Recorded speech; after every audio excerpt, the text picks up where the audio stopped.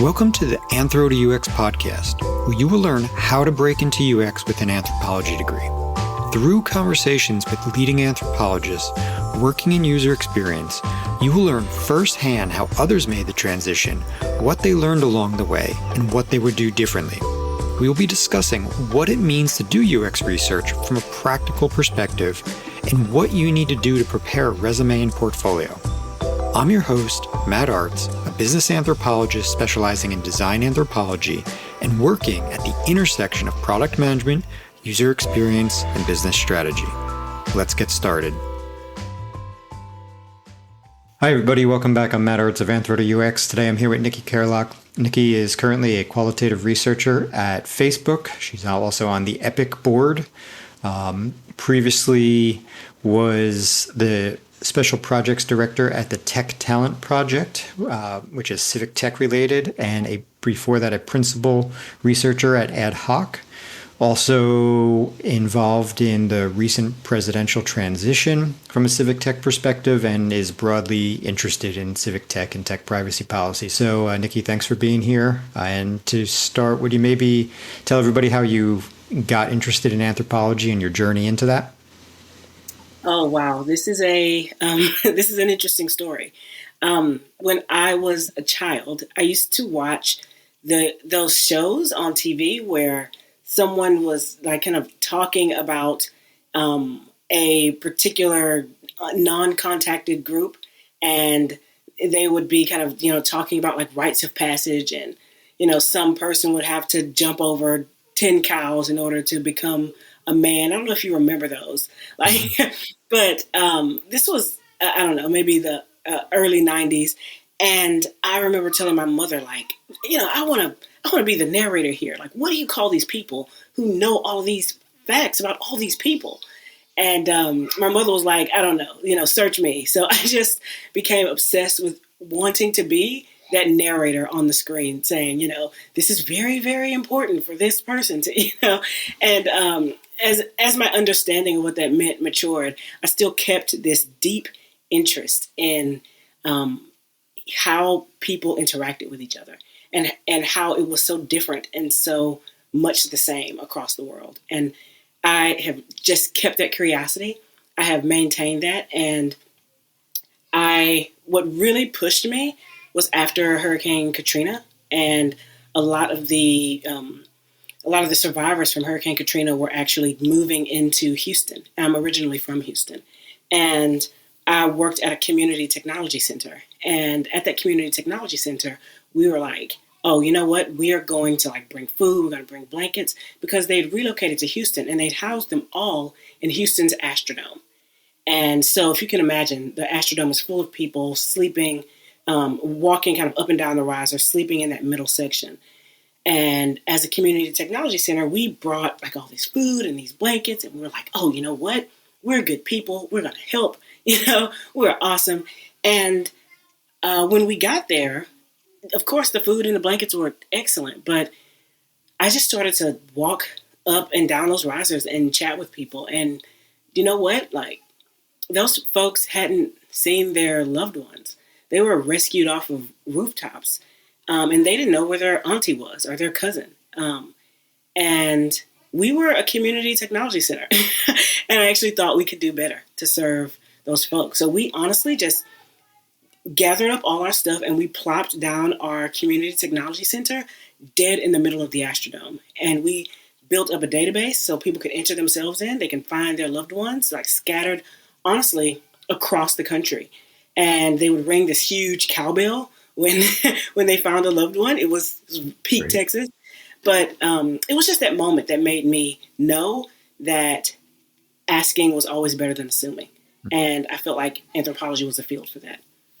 Yeah, that's interesting. So between the story, especially when you're young, is particularly sort of heartwarming in many ways, and then obviously the community tech center. Obviously, it's really important work, but you still somewhere in there you need to know exactly that it's anthropology, right?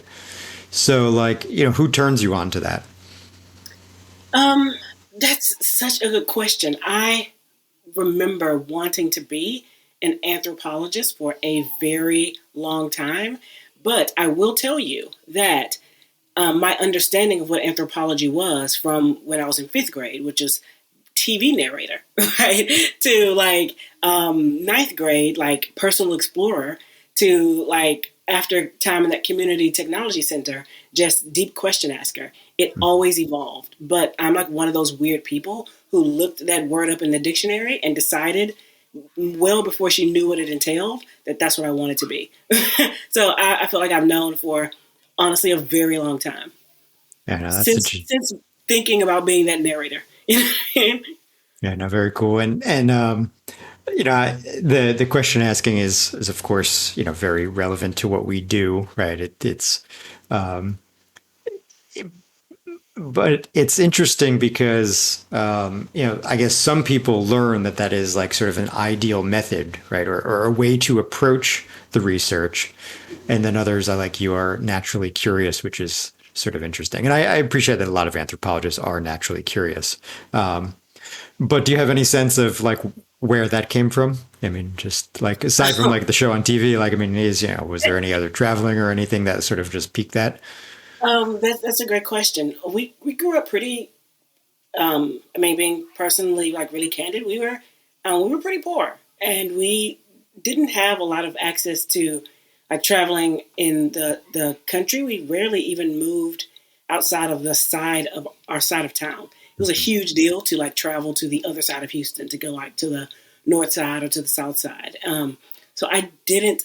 The only piece of the world that I saw was through the Discovery Channel, but I always had like these really itchy feet, and I would just sit and watch these shows, and that was my only real window. Also, school in an environment that it was hard to nurture those types of questions. I found school to be a safe space to ask a ton of questions, and being the pet to a ton of librarians and English school teachers just made me want to see the world that I read in books, that I saw in these, educational shows. Honestly, I would say probably the idea of being this explorer anthropologist probably came out of a sense of escapism, right? Sense of like being in another place, thinking differently about people, thinking differently about a thing, right? Because at the time, the environment that I had was very, was chop wood, carry water. Like, this is what you need to do to kind of make sure that you have food in your belly, right? Yeah, no, it's very interesting. The sort of dichotomy between like, maybe getting there, almost as a function of escapism versus others who do have, certain opportunities and get turned on early on because maybe they were. I was just interviewing Melissa Vogel, and her episode will be out soon. But she talked about her parents traveled and took her, and so she was visiting some indigenous communities, and that sort of sparked that interest early on, right? And so it's very different, both interesting stories, but it, in many ways, does speak to, I think, some of what we're going to talk about today, which is sort of inequality, right, and how sort of our decisions, basically, in tech, but well beyond tech, really sort of impact people and, give opportunities or not. And so without jumping ahead, I'd like to, to kind of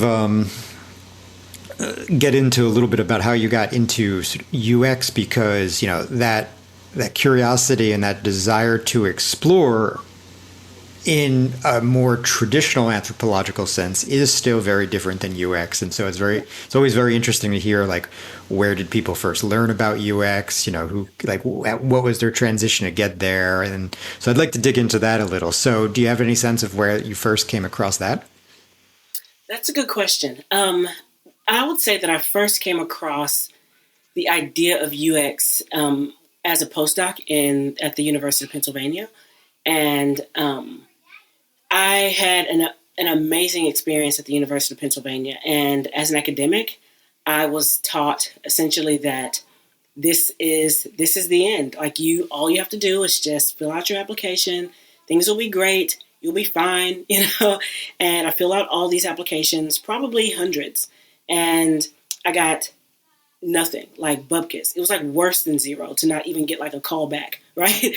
And but I also at the same time at the Wharton School, they would also call on like sociologists and anthropologists to run these like really cool focus groups and sessions, and I was able to kind of like go and hang out and and kind of see what these anthropologists were doing on the other side of the school. Oh, you're getting paid to chat with people about what they think. That's interesting.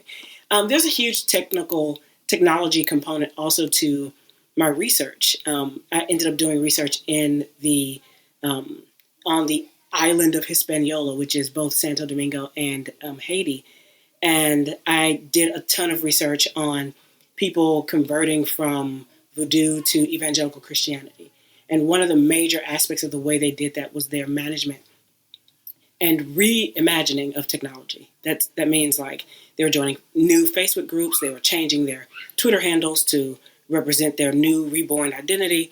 And so there's a huge aspect for myself for understanding that idea of becoming who you are that was at that time hinged very deeply on how people use technology. And I think it was a little bit before the huge like influencer culture, but you can see that almost plainly now. Right, but how people's identities are being shaped by that. So it was always an interest, but it was a subset of that larger question of identity and becoming. And so I started taking these little contractual gigs, to see, this could be something to supplement me while my dream tenure track position comes, which is definitely going to come in the next couple of days. Right, and so I started taking these contractual positions working at USAA and other kind of large organizations who are looking to hire someone for 6 months, for 5 months to do like kind of quick shot investigations. And I was like, I'll take these positions because tenure track will be on its way. So there was this interesting like bifurcation point, right, where there was a longer position available for me that was full time. And there was like a postdoc in like the Dakotas, which I'm not hating on the Dakotas, but it was 9 months and I had a family, right? And and I had to make a decision like at that one moment about what I was going to be. And I went in that other direction. I took the long-term UX position because I could no longer actually afford the idealism, right, of the academy. It became a point, like with children and with a family, that we were under the, what do you call it? We were in the category to receive all these social services, right? So we were like still like not making it, right? And but I was supposed to be like living my dream, right? So you can see how this is like this weird chasm for this child of like escapism, who's 9 years old and thinks that this position, this world is going to set her free from like those types of kind of dire life and death, like what is the thing in front of me right now decisions. And it wasn't. And it was like heartbreaking. It was like, it was soul crushing because I just believed that so long. And for so long, and taking that job, made it, in a way, I thought that I couldn't be an anthropologist anymore, and I could not have been more delighted to be extremely wrong. Yeah, so there's a lot of interesting things in there. Maybe just a few comments before we go on. One thing that strikes me is that the business department, was interested in working with sociologists and anthropologists, but of course, the social science, well, maybe I shouldn't presume, but it sounds like the social science departments weren't bringing in any sort of business or any kind of applied or maybe, any like sort of career-oriented stuff. So, it's just an interesting observation, I guess, right? And potentially room for improvement. But I also found, the field work is interesting because you're looking at identity and you yourself, again, I'm sort of, maybe inferring a little here, but like you yourself kind of went through like a process of negotiating your identity as you're sort of, not finding the job you want and, then transitioning and yourself potentially even maybe doing like similar things with technology. Like you mentioned, like changing like a Twitter handle, like, right. Like sort of maybe even representing yourself different in that public space, which again, sort of speaks to, the topic of today of how like, all these little interactions with products and everything else, it really does stretch into the civic space and has like broader implications for, for you ending up, say, with the U.S. presidential transition team, work, right? So it's a very kind of interesting, to tie that all together is quite interesting. And I guess any reflections, like further reflections on like the identity and negotiating like I wanted to be an anthropologist, in this maybe traditional sense, but I ended up in UX. Like for anybody who's listening out there, any thoughts on, I mean, I know you said it was a good transition in retrospect, but how do you feel about like the term UX versus like being called an anthropologist? Like anything that you would advise people on who are maybe struggling with that as well? Matt, oh my gosh, do you have until next Tuesday?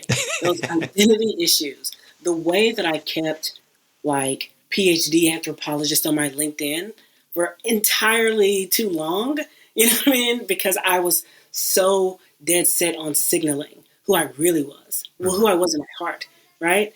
And I wanted people to kind of understand or know who I was in my heart. And I didn't understand why people weren't finding me, or I would put on my resume, like all of this, maybe it's like a ton, like some articles or some sessions that I spoke at and conferences. And I'm like, I was at this conference and I was on a panel, so I'll take the job now. So it was extremely humbling to realize that the creation of self online is very much a part of how you can like reform your identity. And something that I had to keep with me is that my methodology of question asking, my curiosity, the things that I actually get to study, right, are one in one. The Venn diagram is a circle, right? But the way that you present yourself can just change completely who understands you and who sees you as a viable person to answer the types of questions that they have about their product. So you mentioned LinkedIn. So do you think, in your experience, do you think it's worth representing yourself the same everywhere? Or like, in LinkedIn, do you find it was helpful to call out something like UX research or service design, which I know you have an interest in, but then maybe elsewhere, like I've seen in some of the bios I read about you, you do mention like tech anthropologists and UX researchers. So do you sort of, pick and choose based on, I guess, audience, if you will? Yeah, no, absolutely. I think LinkedIn is a medium for networking and like managing your career, right? I may be completely wrong here, but I think as a recruiter who's like scanning for certain keywords or looking around, like the level of depth that recruiters are willing to go into. Oh, she says anthropologist, but can she do research? I'll check. Let me go down to the bottom of her. That's actually not how people search, and that's not how you're able to gather like a ton of opportunities towards you. Because what I've found is that a lot of those skills that we've learned in graduate school, they transfer and they carry and they transfer very well, except there is a language, there is a milieu, right, that you have to familiarize yourself with. And who better than an anthropologist to go into a new space, learn those tools, learn those languages, right, and then make those types of connections. Like, who better, right? Yeah, absolutely. What did you do to learn that? Aside from like actually being in, sort of in the environment and learning on the fly, were you doing anything, during your contract engagements to sort of, upskill and teach yourself the discipline? Oh, absolutely. I was reading like crazy. Like I was, let me show you for a second.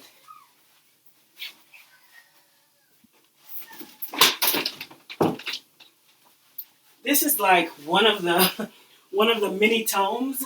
I have many of them.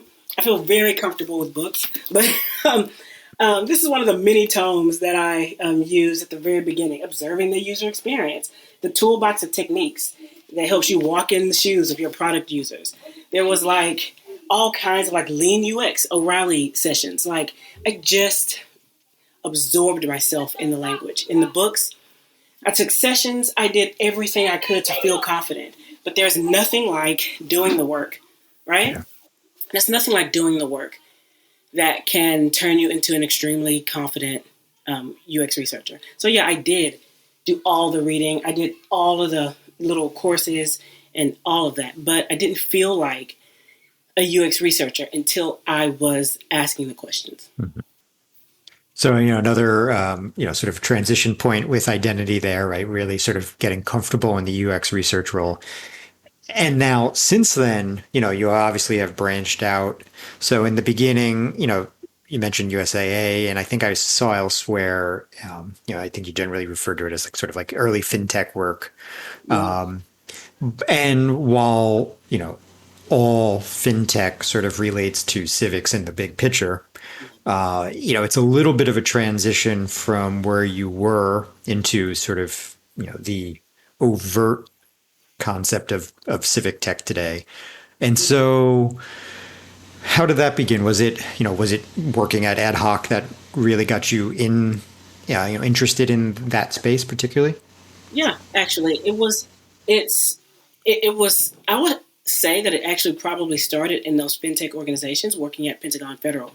They tasked me to kind of work on understanding the needs of what they were calling the unbanked, right? So this large collection of folks that just, don't use bank accounts, right? Mm-hmm. And for some reason, like all these financial folks, I couldn't understand why someone would not have a Bank of America account, And I'm very familiar with, people with my own mother and my own family, like going to check cashing places to cash your checks, right? Or going to, or using like payday loans, or going to like rent-a-center places to get furniture, right? So that had been an experience of mine, absolutely. So it started there, but at the heart of it, working with, like transitioning into working with Ad Hoc, I feel like I had the language for it, for what I was always interested in, right? And that is like the lives of people and what they use, right? Like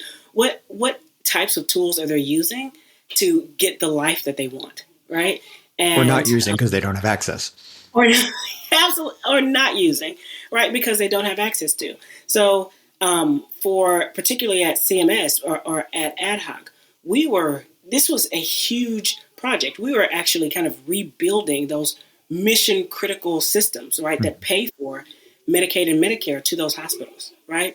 Hospital quality reporting. They also give you information, the consumer, about how each hospital is doing on certain metrics that you care about. Like, hey, this hospital has 4 stars on oncology. I'm taking Uncle Joe there, right? So like that type of information that the government gives back to you according to how well those hospitals are adhering to those. Mm-hmm. We were also in charge of that system. And what's interesting about that work is that particularly for understanding how those large systems work, at the heart of it, our main goal was to sit and talk with those hospital administrators, to sit and talk with the folks that are actually having to input in epic details. And as large as that project was for the entire United States, my goal and my focus became like, wait a minute, this person needs to input this data into this system, in order for us to know any of this first. And so it just became this huge, overwhelming systems question into narrowing down to a pinpoint. This hospital administrator, right? This worker from Boise, Idaho, who wakes up 6 a.m., has those cool hospital shoes, and she's also a nurse and she's wearing all these hats, and it's very confusing. And we just have to get her, to input this process. This one hospital worker is saving the country, right? And so it was that aperture, right? That ability to close and open that aperture is to help us understand precisely first what we have to do and its impact, but precisely who we had to pinpoint to get that system the way we wanted it. And I'm assuming a project of that size was it a multi-year engagement? Yes, absolutely. Absolutely. And though there's sort of these critical people who need to input data, it also is in many ways a multi-stakeholder project. There's a lot of diverse probably interests there, but also, there's ultimately people who get data out of that, like, the rating of the hospital, right? So there's sort of Right. these downstream, beneficiaries as well. And so that's all complex to navigate. And so, though USAA is obviously a big organization and you were doing some, important sounding work prior to that, stepping into multi-year engagement like that is challenging. And so did that present any new challenges or opportunities for you? Oh, it absolutely presented new challenges and opportunities. For some reason, I think that I thought that the the bureaucracy, or like the big, huge, like government wheels, were going to resist us at every turn, and that we were just going to be these people who are coming in to like save like government. It was that same mentality, like when we were walking up the risers at the Astrodome, right? Mhm. Say like, we're here now and we're here to help, And what I found, and I was just again very happy to be so wrong, was that you know these government like policymakers and workers who we would call bureaucrats, like they are the folks who absolutely know the system in and out, who have to war with that process and about how laborious it is and how terrible it can be to interact from the outside. They are actually quite intimately aware and would want nothing more, right, than to completely change and remake that system. And we found some of our biggest and best advocates within the government to say, hey, this is how we should move forward. This is what we should do next. And I was particularly heartened by how many people would create a huddle around a solution that we decided, hey, you know what, this is really, really a confusing workflow. And at the heart of this, you're not going to get the compliance that you need, like that's federally mandated, if you continue with this workflow. And instead of saying, can't be done, sorry, according to policy CB34, this is impossible. It was like, how can we get this done, right? And that was the type of attitude that I was just so heartened by in civic tech. And I was so happy to be wrong about our notion of the bureaucrat, Yeah. right? Yeah, Because no, we're that's like, interesting. I wouldn't have expected that. yeah, Thought it would have been a little harder, which, is a good reminder that we should never really step into anything with a preconceived notion, of course. Right. right? Um, I do it all the time, and I'm mostly wrong. You know what I mean? So I was happy to be wrong. Of course, there were some policies and processes that felt implacable, right? That were even like the idea of doing user research. We had to convince a ton of people that it wasn't illegal to talk to people about the systems that they were using, right? There was the Paperwork Reduction Act, and people had just applied that regulation all over the place to say like you couldn't even speak to someone, or if you did speak to someone, it could only be 9 people, and those questions couldn't be continuous. So it was just all of these policy regulations that honestly it just took some sitting down to say, okay, where are we getting this idea that it's illegal? Because if you can think about what's interesting about the government, that's interesting, honestly, about any institution, is that there's the policy, and then there's that like trickle down interpretation of policy over time, right? And then by the time you're in these processes, everyone has a vague idea of what you can't do, right? Without a real understanding of like, hey, what does actually the letter of the law say here? So we were able to do that honestly by advancing and going deeper into policy. That actually brought me into a lot of the work that I was able to do with the presidential transition. It's because the UX is in this interesting position to always bump up against company, social, public, private policy all the time, and it's in a unique position to always bump up against that. yeah. And I want to come back to that point in just a second. And as part of that, talk about service design. But, to just step back for a second, I know you said that you were surprised by how sort of helpful most everybody was. But I'm wondering if there's also like an opportunity in that space to kind of do like, the kind of studying up, if there's that opportunity and look at some of like, the structural, in that project, was there the opportunity to look at like structural violence and was there an opportunity to do something about that as well? Oh, absolutely. Absolutely. There are entire, I can't go into like super detail in this Sure. particular instance with Yeah. CMS, but you can imagine that any system is set up to optimize a certain type of individual, a certain type of user, right? And particularly for the hospitals, you would say that a lot of the systems were optimized for individual hospitals. But as the nature of hospitals go in 2021 is that a lot of hospitals have come together and become hospital systems, right? And they are kind of represent one body, but are many armed, right? Like an octopus.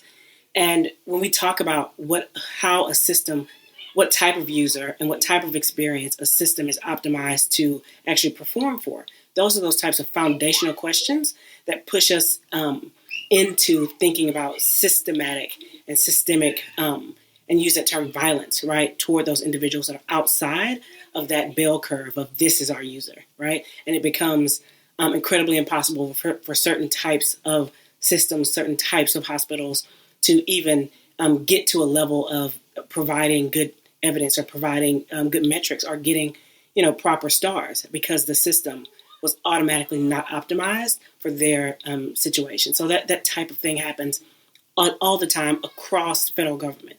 Honestly, and we're talking about like SNAP and food card distribution. If you can think about this, particularly after the outset of COVID, those who received SNAP benefits could not actually pay their with their EBT card online. So if you can imagine during the pandemic, as everyone was, ordering their food online and sitting in their car or having it come to their home, those people who are using their EBT cards had to go in, right? Yeah. People who are disproportionately already under or below at some poverty line are now having to go into grocery stores and get all of their groceries that way because they actually can't participate in that online market to make themselves and their families safer. So when we think about that kind of systematic violence, about thinking who is in and out of that bell curve, those are the types of things I think about. And so I'm not sure if you worked on any other, not sure the scope of all the projects you worked on at Ad Hoc, but one of the things I've always been interested within the sort of health space within civic tech was, the digital divide and who has access. Mm-hmm. And of course, when we're talking about like a hospital administrator, presumably they're provided access at their house. But of course, when we're talking about patients, it becomes a much different problem. And so did you, as an organization, did you ever get into addressing any of those kind of problems? And if so, I'd be just curious to hear like how you maybe what you understood and how you tried to address them. Oh, my goodness. I think as an organization, Ad Hoc, for the most part, was situated at the point of patient care. For example, Ad Hoc was in charge of two of the founders after healthcare.gov had its really famous collapse, right? These, Paul and Greg were some of the engineers that are called in to fix it. And that's still a major part of Ad Hoc's platform is maintaining healthcare.gov. And those are individuals with or without insurance who are coming in to shop the market based on this larger idea that, hey, this can be better regulated, right? So when we talk about like people at the point of need and patients at the point of care, Ad Hoc in particular had tons of contracts around that very thing. I specifically worked a little bit removed in those back end systems, right? But Ad Hoc as a organization, from working directly with veterans at the VA to working, like I said, right on the ground on healthcare.gov, there are just tons and tons of projects just like that. I would love to hear more about that work someday. It's the concept of who's sort of left behind because of the digital divide, especially as we are going through a digitalization process of so much in the economy, is a really pressing one, right? Because of it just increasing various gaps that already exist. Absolutely. Something that I'm finding, particularly after COVID, is that the federal government almost reluctantly found itself to be essentially a digital services organization more than anything, right? And then to just like sit the federal government down to say, you know what, you're going to have to mature your kind of IT model because now you're in the business of digital service, right? And as much as you want to take some of these systems, like these long application processes, right? And once you digitize those processes, what types of ideas, right? What types of optimizations are you bringing into the digital process as you bring that long written application into a digital form, right? And we worked a ton on making sure that somehow we weren't reproducing or creating new lines of exclusion when we digitize processes like that. Yeah, it's really interesting. I'm working through a project right now, and I've mentioned now a few times in this podcast, but it's in the art space, and it's essentially, you're digitalizing, an offline process in the art market. But we know how many, we know kind of, many of us know that the art world is very unequal. There's huge problems of diversity, inclusion, in sort of the quote unquote established art market. And we're really trying to be very cautious about not recreating those and taking some very, I think, interesting and novel, approaches doing that. But it's challenging. And those things are, one, to uncover are difficult, but two, to work around some of that, can be challenging. The solutions doesn't always present itself. Of course, working with diverse stakeholders, both internally and externally, is a key to helping tease all of that out. But it's still not always easy to sort of, especially in a world where we oftentimes have digital products interfacing with like sort of the material. It can be challenging. And so you gave a great example in your Envision article, about how the PPP program, I think you said only 2% of the money went to Black-owned businesses. Right. And so maybe you want to just sort of share, your findings from that. But then maybe we could talk about, how do we actually go about really addressing these problems? I mean, it's one thing to say that we just can't like keep encoding in the inequality, but as UX researchers and as service designers, which I am eventually going to come back to that term, what can we really do? Right. Okay, this is like a huge like part of my heart right now, right? And what was so interesting about the first rollout of that those PPP loans is that there were core assumptions about relationships, right? That automatically set up certain populations to not be a part of the discussion, right? One of the major core assumptions, even when you're asking yourself the question about a PPP loan and all these people are in the room and they're asking, hey, how should we distribute this? And you think, in your experiences, when you think about who these people were at the table, in your experiences, they're doing their level best. They say, you know what, this huge financial institution, all these huge financial institutions carry a large percentage of these business loans. So why don't we start there, right? And it seems like a really natural and organic choice, right? And I'm using natural in quotes here and organic in that, and these also air quotes here. But then when it comes down to implementation, right? The real realities is that minorities and people of color who are starting businesses struggle, I would say, across the board with even building up relationships with those traditional financial institutions. Black businesses are oftentimes funded by CDFIs, right? Or not private, but like smaller credit unions or community foundations or these types of organizations that are outside, right, of our traditional banking conversation. And so starting out a discussion with PPP loans and then saying we will distribute them using these huge financial institutions because we know that they carry kind of most of this debt, right? You've already made an assumption about who these business people are, right? And how they interact with the world. And what happened was that it took away an entire community or anyone, even when you think about organizations that were not people of color who just did not have those traditional relationships with a bank for one reason or another. Yep. They were completely excluded from that thinking. And it was, I'm saying this to say that the heart of a researcher, the heart of an anthropologist in this space is to go down to those foundational questions of assumptions, right? Like when you're in the room and you're thinking about how to implement this and how to distribute this, right? Then an anthropologist's job or a UX researcher's job is to be in that room, right? Is to be in that room and say, what about?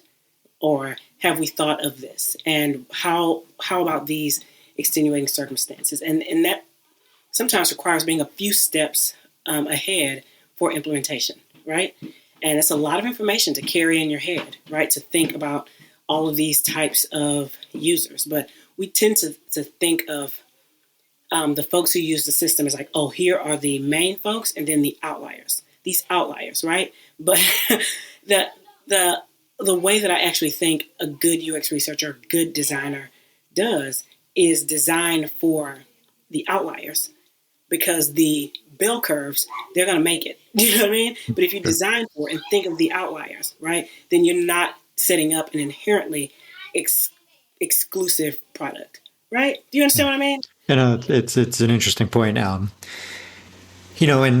But the challenge there sometimes, especially for us in UX, is that we don't always, it depends on the organization, of course, but we don't always have a seat at the leadership table, like in a sense that, we ourselves as a discipline are almost a little disempowered compared to, some others. And so to fight, for those groups who, in some sense need us to kind of help bring out their voice can be challenging at times. And so, I appreciate that you were in roles in which that was maybe desired, maybe more so than in, some other organizations. Yeah. But I'm wondering, what do you do to help convince product managers or, some kind of decision maker that you need to design for the outs, for the ends of the bell curve?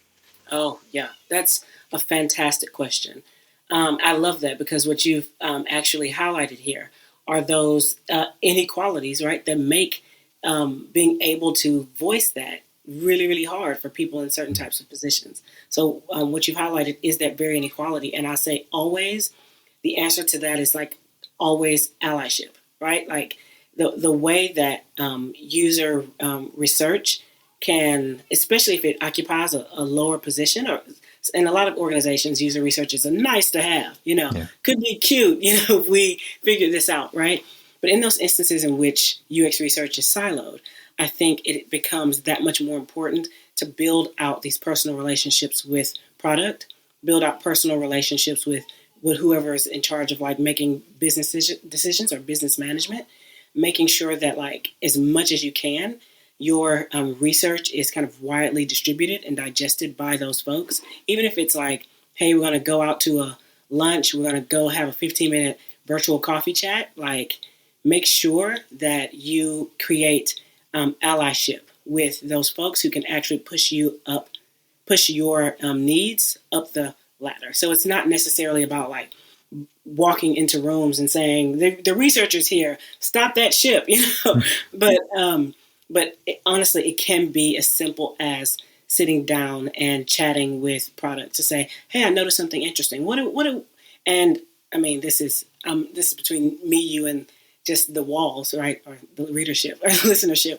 But oftentimes it becomes a bit of an interesting show to walk people through your insights and make it feel like it's their idea. I think every UX researcher has been there, that they've presented something, and then in the new meeting, somehow what they've presented becomes common knowledge. They're oh yeah, because we all know that the user is XYZ. It's we all know it. Did we know it yesterday? This is interesting, right? So we have seen the way UX research gets cannibalized and turned into common knowledge, and I think we can use that in our benefit when we are in lower positions of power, and we can make people digest the work and make it become organic. Like, I don't have a dog in the hunt if the CEO thinks it was his idea. You know what I mean? And but certainly the way that idea gets purchased and moved around can be a point of agency for any UX researcher. How did you feel the first time your idea was co-opted and sort of became common knowledge? Oh, I was like, because I was petty and immature. I was like, do you mean what I did? And it didn't add value. It didn't in any way like make people go, oh, what Nikki thought, what Nikki said. The people who were presenting wanted to feel and needed to, for various reasons, that they were on top of the product and that they understood the product intimately. And that piece of knowledge was part of them in their presentation of themselves and their understanding of the product. And so when I raised my hand to say, you mean what the research did, it actually didn't do what I thought it would do, right? And I had to realize that him presenting this out as common knowledge was the work, that I'd actually done what I meant to do, which was to make sure that all of these findings were digested and then used to build a product. Yeah, in some ways, you could almost look at UX like servant leadership to a degree. Yeah. Right. It's quiet persuasion, and we're really, especially when we connect it to strategy, it is very much about, setting, a path forward, but you very much have to lead other people along on that, and from a position where we actually aren't, really in power in most cases, at least. I love that phrase, quiet persuasion. That's exactly what it feels like. Yeah. Yeah, it's a tough role, but us as sort of culture brokers, facilitators, right, and the background that we have really lends itself to that. It does. And those are skills that I oftentimes suggest to people who are trying to make the transition that they make sure that they're calling attention to, and just sort of making sure that people understand the role of that. But so to sort of pivot and move forward in your path. So going from, health, broadly speaking, to, what you're sort of listing right now on LinkedIn is, tech privacy policy. So how does that transition happen? And I appreciate that privacy relates to health as well, but how did you get on that path, and what's your interest there? Oh, yeah.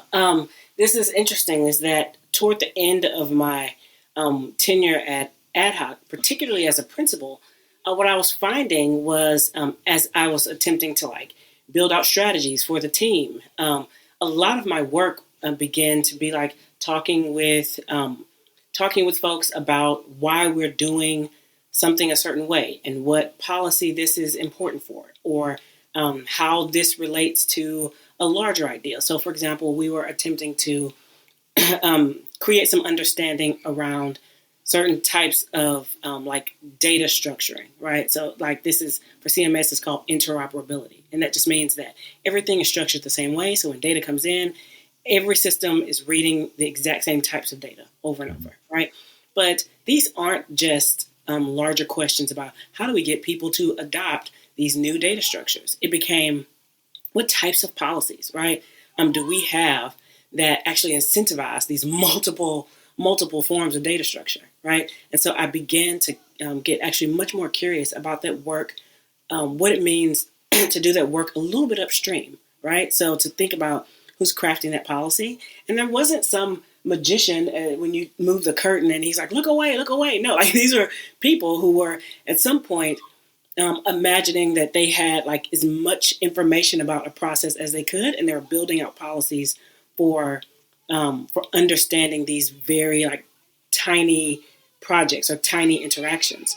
And what I found I was doing was less research focused on the application of this knowledge of this user into a particular UI, and much more research on this knowledge of a community into a certain type of policy, right? So I was transitioning from user-centered research on UI and systems and into a kind of user-centered policy, right? You can still use those exact same tools, right? You still use the exact same level of questioning, right? But you're bringing your knowledge to bear on a different part of the process, you know? Yeah. Yeah. And so that's probably a good jumping off point, to talk about service design, which I really haven't talked about much on this podcast, but there's obviously some overlap with UX in terms of methodology. Europe, it's a little bit bigger in Europe than it is in the States currently, but in the civic space, service design seems to now, in the past, whatever that may be, few years, be popping up quite a bit. And people will define, UX, service design, customer experience design. Various people define all of those differently, but it is a little bit more inclusive of like the broader process. And so, is that kind of what piqued your interest there and got you going down that path?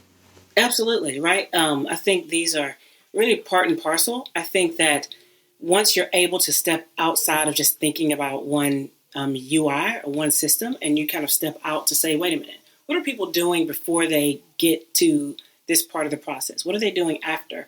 What are all of the plugs that make this form?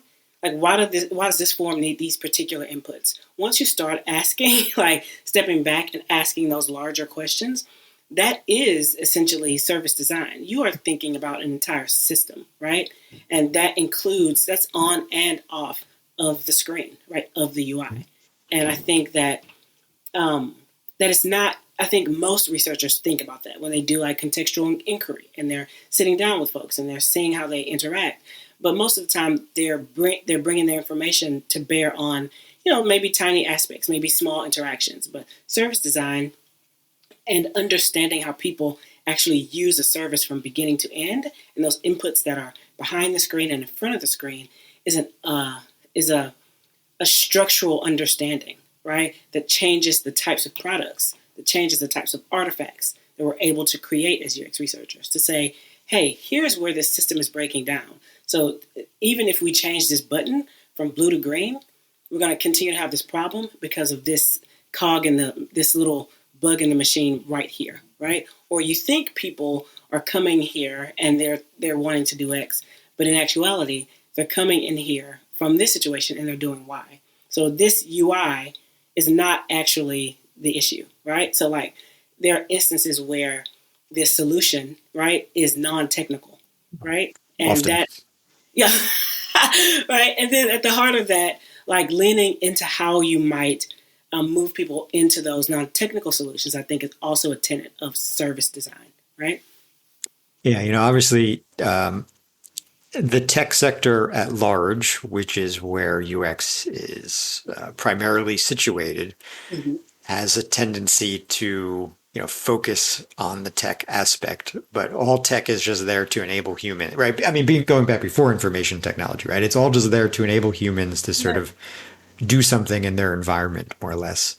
And, it's helpful in many ways to think back to early anthropological research on like the diffusion of technologies and really kind of keep all of that in mind. And sometimes we can kind of get buried in the weeds in the UX space, particularly around like the information technology. But yeah, there is a much larger sort of universe out there. And that is, in many ways, the interesting interface of civic in a sense, not to be confused with user interface, but I mean the fact that increasingly today, we have these tech products that kind of reach outside of the tech space and influence, right, society in very broad ways. I know you're now at Facebook. And so, of course, Facebook, and the impact on, things like elections or whatever it may be, right, is a great example of why we need to understand the sort of behind the scenes or sort of off the interface, technology interface. So, I'd be curious just to hear a little bit about, so your role there as qualitative researcher, it's not titled UX. And so can you share with us anything about, what that role looks like and what problems you're kind of working on there? Oh, yeah. I think for the most part, the work is UX researcher. I think it's just the types of research that you do. There are tons of quant researchers or, folks that are like amazing geniuses, right? At like crunching numbers. Not me, right? So I just think it's just focused around like what your particular skill set is. But what's interesting about this privacy work is that you would think like moving from the government to a tech company that there would be a huge amount of like, hey, you know, we're going to move fast. We're going to think about, it's going to be like this major separation between like the federal policy. But what I found is that this is like very much still a position in which, you know, we're uncovering, right, and combing out and moving through and attempting to interpret federal policy, right, and moving the needle. So we might kind of build in internal systems that mimic the type of integrity that we've tried to set up, like as an organization around policy. So my role in particular is essentially around building in these internal safety measures, right, for privacy. And so at the heart of it, I think that it's remarkably similar, right, to a lot of the policy work that I was able to do for the presidential transition and also for ad hoc. It's that the heart of interpretation and saying, okay, we have questions that are larger than this particular tool, right? How do we define these words? How do we understand how people understand privacy? I'm sure you've probably heard of the privacy paradox, right? Where individuals indicate a high need or a high desire for privacy, right? But their actions online, right, are just like, yeah, just give me the app, you know what I mean? Or like, so there's the tension there that I think researchers, designers, product folks, even, you know, outside of Facebook, people who are attempting to make the internet a safer space for individuals are constantly doing that work against those types of systems. So I guess what I'm trying to say is that I thought it was a large departure from the federal government, but it's actually quite in line in that way. Yeah, interesting. And, you know, so talking about the tension, you know, one of the things that's interesting, I did some work in this space. I went to UNT, and so we have an applied project. I chose to do mine in the genetic space, which tied back to like some undergraduate interests. And so, you know, I was not shocked, but found it very interesting that people are choosing to take genetic tests. And of course, the vast majority of people didn't read the terms. So where I'm going with this is there's all this talk right now about privacy, which is wonderful. And there are certainly things that we can do in many aspects of systems.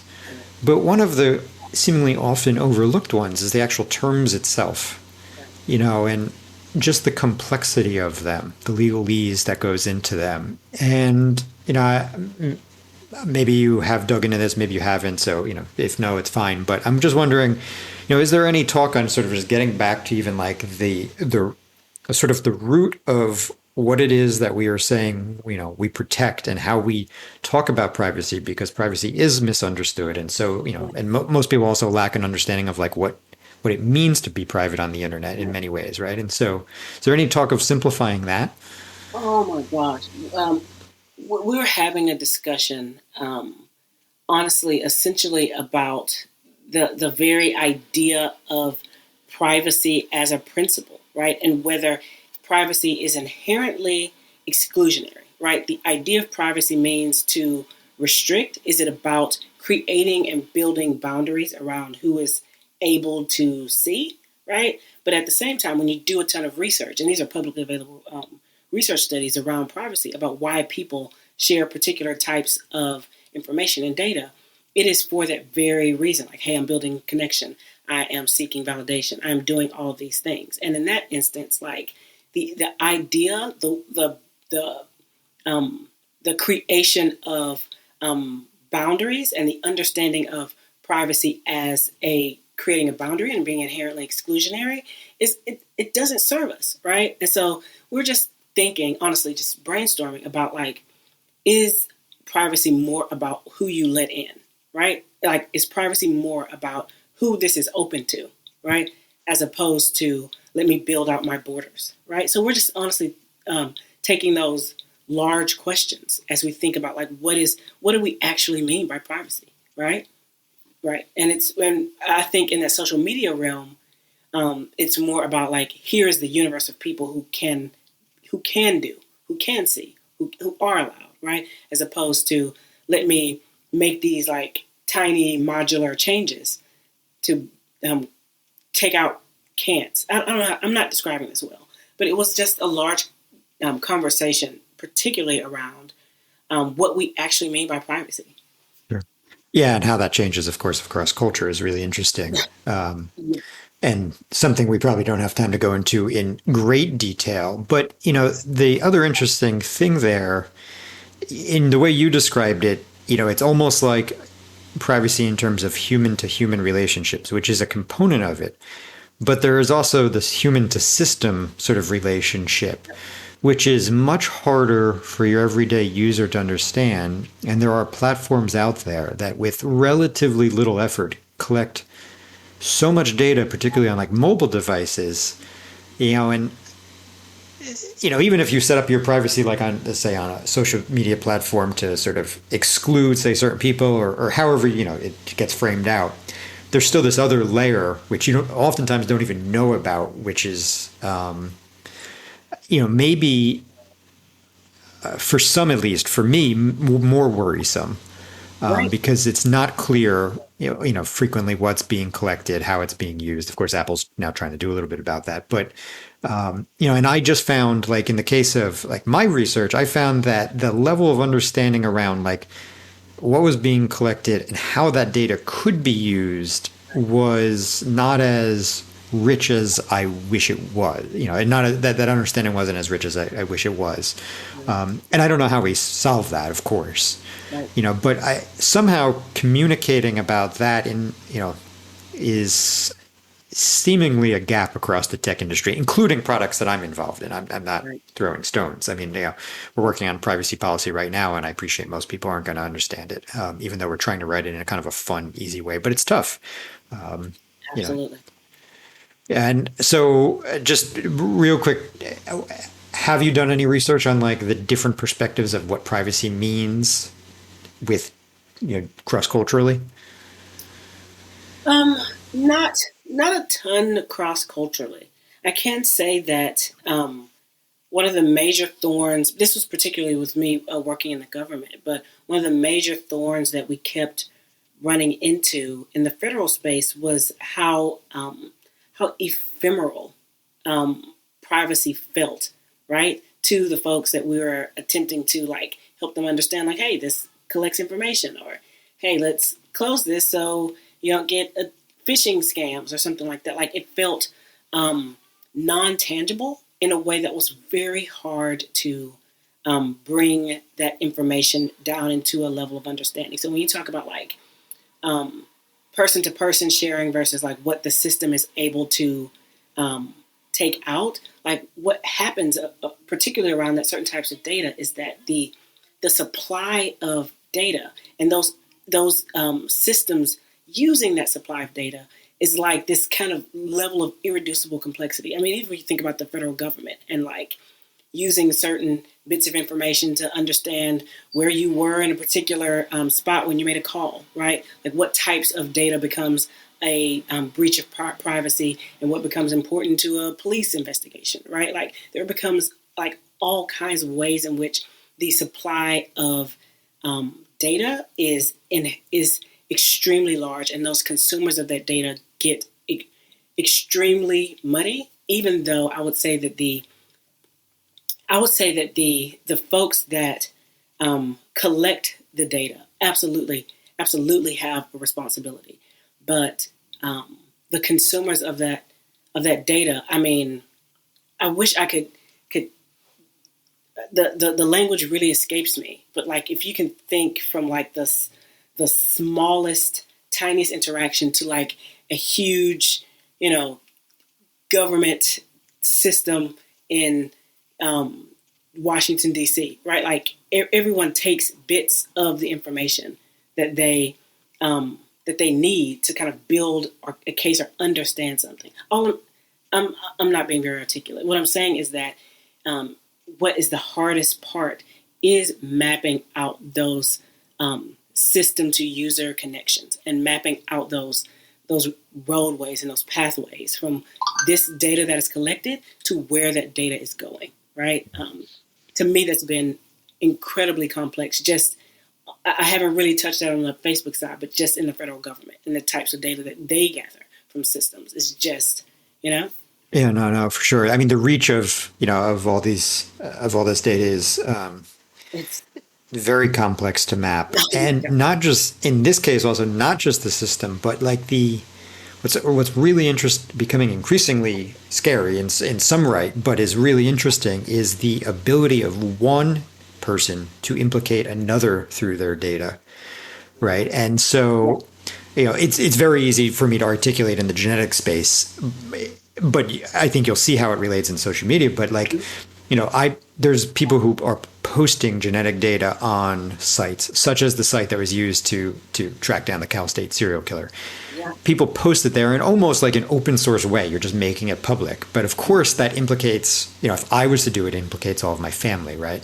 Mm-hmm. And so we are sort of, our data trail, even if it's on social media, right, when you're tagging people or whatever else, also implicates others in that data source, which it begs the question, what is also the individual's role and responsibility in all of this? And again, don't have the answers, and something that we need much more time to discuss. But it's incredibly interesting space to be working in, for sure. No, I wish that I had better answers about how to figure this out, right? But the heart of it is I'm coming into this space with a ton of curiosity, right? I'm trying not to do that thing that I do for the beginning of most of my careers and say, I'm here. It's fixed. So I'm coming into this space with a lot of questions and a lot of curiosity, but the same type of desire to make something known and understood. Yeah, no, and it's obviously a great space to play in, and given all the things that you've done, I'm sure it would be interesting. As we kind of are getting, seeing as we've kind of gone through everything more or less career-wise, I'd love to maybe just have you share brief comments on what you did with the U.S. presidential transition, just to maybe let everybody know about the great work, but also to inspire others and see how that they can kind of go from UX into that type of work, and then maybe also we can just kind of talk about the fact that now you're on the Epic board and touch on that. So that was a great opportunity. I was tapped by the Tech Talent Project because they were building for the first time ever what they were calling essentially tech, what they're calling a tech transition, right? So if you can imagine, in the history of presidential transitions, there was never really separate memos or separate documents around what an agency might need technology-wise, right? Particularly if a system is held up by Band-Aids and chewing gum, right? For example, those presidential memos weren't actually replete with that type of technical knowledge, right? And what we were able to do was sit down with the folks that are in charge of these tech systems, right? CIOs, CTOs, and these agencies to say, hey, what's going to happen? What do you need in the first 100 days? What do you need in the first 4 years? What has to happen? Particularly with COVID-19, as people found, for example, the Department of Education needed to immediately scale out a ton of infrastructure for virtual schools, right? So these are the types of questions that were saying hey, we can't wait on this. This needs to be solved in the next 100 days, right? And it became this collection of memos from the agencies, essentially having a conversation with those policymakers, with the president, to say, this needs to happen now. And in the way I think why this skill set was particularly useful for a UX researcher was that you're still doing that translation work. You're still doing that requirements gathering, right? It's just the audience is different, right? You're still saying currently the way that this agency is set up, the structure of this agency, this policy is problematic because it doesn't allow X, Y, Z, right? Or you need to hire these types of individuals in these positions, or you won't be able to do these mission critical things. And so you're still doing that similar work. But again, you're turning you're turning those memos instead of like kind of talking, having a big presentation with the product team. You're sending these off to the next president, right? And then just saying, hey, here's what needs to happen. I would say that the work was remarkably similar, but like I mentioned, I think the audience, right? The audience changed, and like your ability to kind of, tweet in public about your feelings changed. You know what I mean? That was like the one of the major changes of that work. But I would say, like, honestly, that translation work, that ability to understand what the needs of one community are and to move that into understanding for another one-to-one. Yeah. And again, anthropologists are perfectly suited to this. Right? So, I agree. Yeah, wonderful work. Very cool. And so with Epic, so now you're on the board. Anything you want to say there? Just about what Epic's up to? And Epic is up to a ton of really cool things. I think for me, it has been the premier place for me to think about the practice, and also to think about how theory and how we think about what we do rolls into that practice. For me, it's these things aren't inherently separate.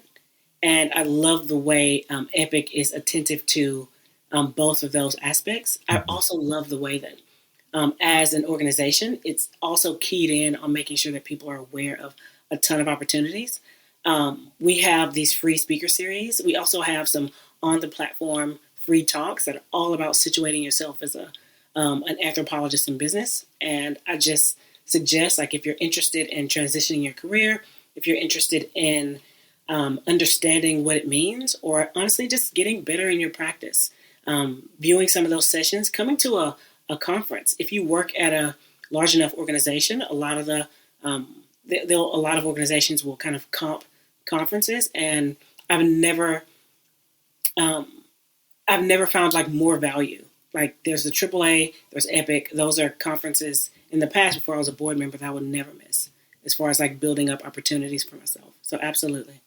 Yeah, great. Yeah, no, I would echo it. It's definitely a great organization. And as always, I frequently am linking to it in the show notes. And I will, particularly, I will link to the talk that you were involved in on civic tech that Matt Bernius had facilitated. Wonderful talk. Great team up there. So, Nikki, thanks for everything today. Where could everybody find you? Oh, okay. So you can find me at Twitter. It's NickNack04. I'll send you the link. And you can find me also mostly on LinkedIn. Great. Well, I will link to those. Again, thanks very much. Appreciate it. It was great talking to you. All right. Thank you so much. Bye. Thank you all for listening to the Anthro to UX podcast. To learn everything you need to break into UX, visit anthro2ux.com. There you will find all the podcast episodes and career coaching resources. Please like, share, and subscribe. See you next time.